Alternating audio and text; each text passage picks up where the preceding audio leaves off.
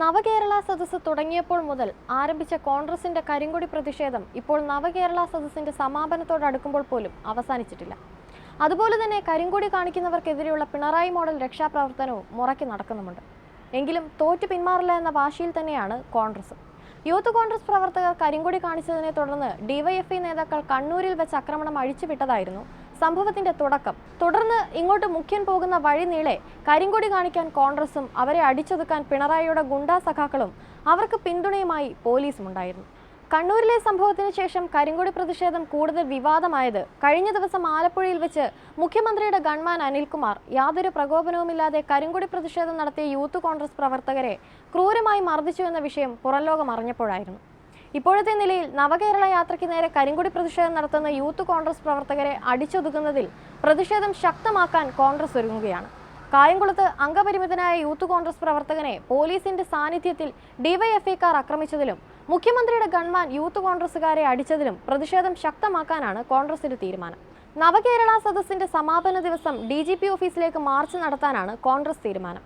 മുഖ്യമന്ത്രിയുടെ സുരക്ഷയ്ക്കായി മാത്രം നിയോഗിച്ചിട്ടുള്ള ഗൺമാൻ വഴിയിലിറങ്ങി നീളമുള്ള ദണ്ടുകൊണ്ട് പ്രതിഷേധക്കാരെ മർദ്ദിച്ചത് ഉടനടി സസ്പെൻഷൻ ലഭിക്കാവുന്ന കുറ്റമാണെന്നാണ് ഉദ്യോഗസ്ഥർ പറയുന്നത്.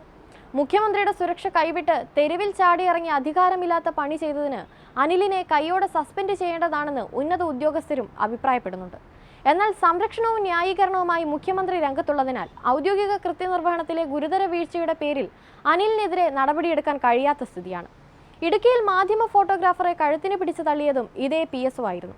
അതേസമയം രാഷ്ട്രീയമായി തന്നെ മുഖ്യമന്ത്രി അനിൽകുമാറിനെ പിന്തുണയ്ക്കാൻ രംഗത്ത് വന്നതോടെ ഉന്നത ഉദ്യോഗസ്ഥർക്കെല്ലാം മിണ്ടാട്ടമുട്ടി. തന്റെ ഗൺമാൻ അനിൽകുമാർ ആരെയും മർദ്ദിക്കുന്നത് താൻ കണ്ടില്ലെന്നാണ് മുഖ്യമന്ത്രി പിണറായി വിജയൻ ആവർത്തിച്ചത്. ഇതോടെ നടപടിയെടുക്കേണ്ട ഉന്നത പോലീസ് ഉദ്യോഗസ്ഥരും കണ്ണടച്ച് ഇരുട്ടാക്കുകയാണ്.